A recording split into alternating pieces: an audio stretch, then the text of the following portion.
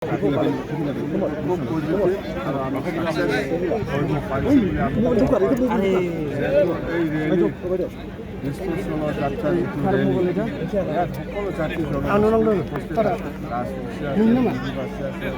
নাথযোগী আছে চৈত্যতৰ আছে গাৰো আছে ৰাভা আছে বেংগলী আছে হিন্দুবাসী আছে সকলো জাতি জনগোষ্ঠী ইয়াত উপস্থিত আছে আৰু আমি এটাই কথা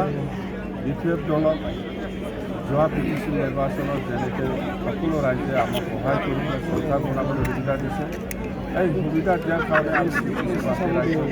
ধন্যবাদ দিছোঁ সকলো জাতি সকলো শ্ৰেণীৰ ৰাইজে আৰু আগন্তুক যিটো এছেম্বলি ইলেকশ্যন হ'ব সেই এছেম্বলি ইলেকশ্যনতো PTC নিৰ্বাচনত আমাক যেনেকৈ সহায় কৰিছে এনেকুৱা ধৰণত আমাক আকৌ সহায় কৰিব বুলি মোৰ এটা বিশ্বাস আত্মবিশ্বাস আছে যেহেতু আমি কৈ আছোঁ যে চৰকাৰ আহক চৰকাৰ অহাৰ পিছত আমি ৰাইজৰ ওচৰত যেনেকৈ প্ৰতিশ্ৰুতি দিছে সেই হিচাপত আমি কাম কৰি আছে 5 মাহত আৰু কৰিম আৰু অহা 13 তাৰিখ মাৰ্চত ভাৰতৰ প্ৰাইম মিনিষ্টাৰ নৰেন্দ্ৰ মোদী ডাঙৰীয়া আহি আছে নৰেন্দ্ৰ মোদী ডাঙৰীয়া অহা সময়ত যাতে সকলো জাতি জনগোষ্ঠী বা সকলো শ্ৰেণীৰ ৰাইজে আগভাগ লয় তাৰ কাৰণেও মই আহ্বান জনাইছোঁ আৰু আমি কৈছোঁ BTC-বাসী ৰাইজক আমি কৈছোঁ আহ্বান জনাইছোঁ ভাৰতৰ প্ৰাইম মিনিষ্টাৰ আহি আছে প্ৰাইম মিনিষ্টাৰ অহা মানে BTC-বাসী ৰাইজৰ কাৰণে এটা লাকি বা ভাগ্যৱান বুলি আমি ক'ব পাৰোঁ যেহেতু আৰু প্ৰাইম মিনিষ্টাৰ অহা মানে BTC-বাসী ৰাইজৰ কাৰণে কিবা এটা লাভালাভ হ'ব আৰু কিবা একটা নিশ্চয় প্ৰাইম মিনিষ্টাৰ ডাঙৰীয়াই ভাল এটা মেছেজ দি যাব বুলি এটা বিশ্বাস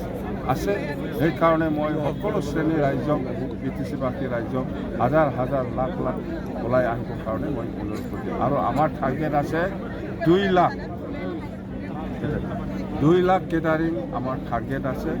নিশ্চয় ইয়াতকৈ বেছি হ'ব আৰু এনে প্ৰাইম মিনিষ্টাৰ অহা মানে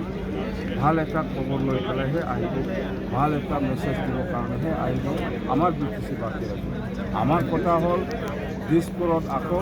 NDA চৰকাৰ বনাব লাগে আমি ইঞ্চুৰেঞ্চ দিছোঁ আমি কথা দিছোঁ 100% দিছপুৰত NDA BJPৰ নেতৃত্বত NDA চৰকাৰ হ'ব BPF যদি নহয় আমি এতিয়া BPF বা BJP বা যিমান এলায়েন্স আছে NDA কোনটো দলে কিমান সঁচাকৈ কিমান চিট পাব হিচাপে কিমান চিট খেলিব বা ACP হিচাপে বা UPPL হিচাপে বা কোনোবা যেনে গণশক্তি বহুত দল আছে NDA কোন দলে কিমান চিট পাব তেতিয়ালৈকে ফাইনেল হোৱা নাই হয় আমি শুনি আছোঁ বাতৰিত আমিও দেখিছোঁ যে চিট পাব অকণমান দাঙি দিয়ক সেইটো ফাইনেল খবৰ নহয় যেতিয়া ফাইনেল হ'ব মোৰ মুখৰ পৰা আপোনালোকে শুনিব এইটো বিশ্বাস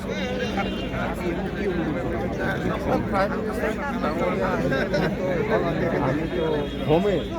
যেহেতু প্ৰাইম মিনিষ্টাৰ ডাঙৰীয়া আহি আছে ভাৰতৰ প্ৰাইম মিনিষ্টাৰ আমি কমেই BTC কাৰণে আকৌ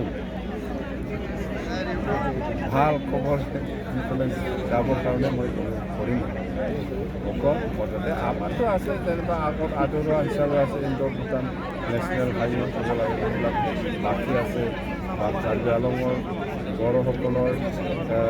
ST হিল ষ্টেটাছ দিয়া এইবিলাক বাকী আছে আমি এয়াৰপৰ্ট অলৰেডি চলি আছিলে অলপ বন্ধ হৈছে যিটো হ'ল টেকঅফ আৰু এই কিবাটো প্ৰব্লেম ৰানৱে কিবাটো অলপ প্ৰব্লেম আছে এইটো অলপ এক্সটেনশ্যনৰ প্ৰয়োজন আছে বুলি আমি শুনিছোঁ এতিয়া নিশ্চয় সেইটো আমাৰ অসমৰ মুখ্যমন্ত্ৰী ডাঙৰীয়াই নিশ্চয় দায়িত্ব ল'ব আৰু 2 দিন আগত অসমত এটা MOU হৈছে অসম চৰকাৰ BTC আৰু কোম্পানীৰ লগত যে মানসত এটা ইণ্টাৰনেশ্যনেল এয়াৰপৰ্ট হ'বলৈ গৈ আছে ইয়াৰে MOU হৈছে আৰু আমাৰ কাৰণে খুব ভাল এটা খবৰ বুলি আমি ক'ব পাৰোঁ আৰু আমি অনুৰোধ জনাম যে BTCত আৰু বহুত ৰাস্তা দলঙৰ প্ৰয়োজন আছে ইয়াৰ কাৰণে যাতে আমাৰ মুখ্যমন্ত্ৰী ডাঙৰীয়াই দায়িত্ব লৈ পেলাই আমাক সহায় কৰে বা অসমৰ ভাৰতৰ প্ৰাইম মিনিষ্টাৰ নৰেন্দ্ৰ মোদী ডাঙৰীয়াই যাতে আমাক দায়িত্ব লৈ পেলাই আমাক সহায় কৰে কথাটো মই ক'ম। হেলিকপ্টাৰ আহিছে সঁচা কথা, হেলিকপ্টাৰ আজি আহি পাব তিনিটা চাৰিটা ভিতৰত আহি পাব লাগে। মই আজিৰ পৰা বিচৰা নাছিল চিধা কথা, মই সঁচা কথা কৈছোঁ যে যেতিয়া ইলেকশ্যনৰ ঘোষণা হ'ব, যেনিবা আমি শুনি আছোঁ 15, 16, 17 সেইফালে ঘোষণা হ'ব, সেই দিনাৰ পিছত আমি হেলিকপ্টাৰটো ল'ম। কিন্তু এতিয়া সিহঁতে এডভান্স আহিছে, এডভান্স আহিলে এডভান্সকে পইচা পাব সেইটো নহয়, আমি কৈছোঁ 50% পইচা দিব। ফ্লাইঅভাৰটো আমাৰ তিতাগুৰি আছে, দেৱৰগাঁও আছে আৰু চিলানী আছে। এই তিনিটা স্পটত ফ্লাইঅভাৰ আমি বনাব, এইটো ঘোষণা কৰি আহিছোঁ। নিশ্চয় সেইদিনা আমাৰ ভাৰতৰ প্ৰাইম মিনিষ্টাৰ নৰেন্দ্ৰ মোদী ডাঙৰীয়াৰ পৰা এটা আমাক মেছেজ দি যাব। আৰু আমাৰ বছেগাঁও চাৰিআলি ফ্লাইঅভাৰ আৰু সন্তোষ দলং আৰু বেছি নদীৰ দলং, ইণ্ডো ভূটান নেশ্যনেল হাইৱে আৰু বিয়াৰ এক্সটেনশ্যন, এইবিলাক বহুত কথা আছে। গতিকে আমি আলোচনা চলি আছে, গতিকে আমি সেইবিলাক যথেষ্ট নিশ্চয় আমি প্ৰাইম মিনিষ্টাৰ নৰেন্দ্ৰ মোদী ডাঙৰীয়াৰ পৰা আমি যথেষ্ট আমি নিশ্চয় ভাব এটা পজিটিভ আমি আশা কৰি আছোঁ।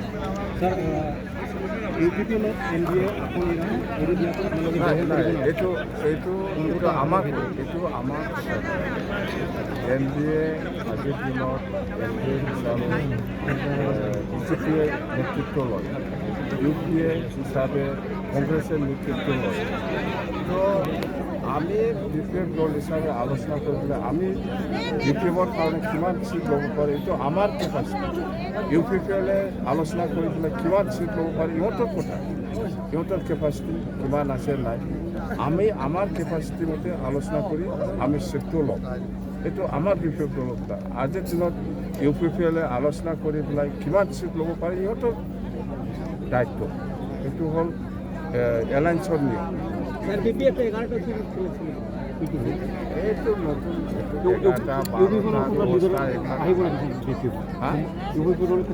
ইউ পি পি এলৰ কোনোবা নেতা আহিব, এইটো আজিৰ দিনত মই কনফাৰ্ম ক'ব নোৱাৰে। গতিকে আমাৰ দলৰ কৰ্মীসকলৰ লগত নেতাসকলৰ লগত বহিলে আলোচনা চলি আছে, নিশ্চয় আহিব, সময় আছে। মানে বিফৰ মানে ইলেকশ্যন যিটো কোড অফ কণ্ডাক্ট বা ইলেকশ্যন ডিক্লেৰেশ্যনৰ আগতে যিসকলে আমাৰ দলৰ লগত কাম কৰিব বিচাৰিছে সিহঁতক আমাৰ দলত আমি আদৰণি জনাম।